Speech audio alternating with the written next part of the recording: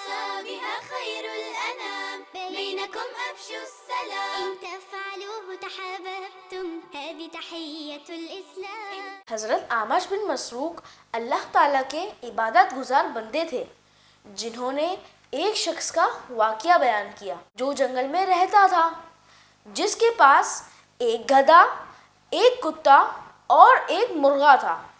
مرغا سب کو نماز کے لیے جگایا کرتا، گدھا سامان لے کر جایا اور آیا کرتا، جبکہ کتا گھر کی رکھوالی کیا کرتا تھا. ایک دن لومڑی آئی اور مرغے کو پکڑ کر لے گئی. سب کو دکھ ہوا مگر اس شخص نے کہا یقیناً اسی میں بہتری ہوگی. پھر ایک دن بھیڑیا آیا اور گدھے کا شکار کر لیا. اس کے بعد گھر والے اور بھی زیادہ غم زدہ ہو گئے مگر اس شخص نے کہا ممکن ہے کہ اسی میں بھلائی ہو. پھر ایک دن کتا بھی مر گیا مگر اس شخص نے یہی کہا ممکن ہے کہ اسی میں بہتری ہو.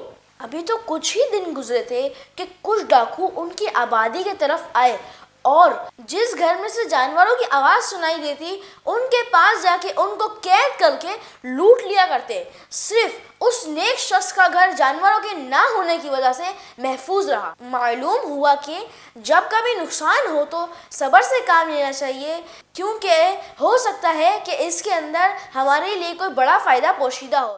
ہم امید کرتے ہیں کہ آپ کو ہمارا کلپ پسند آیا ہوگا اور آپ اسے شیئر بھی کریں گے.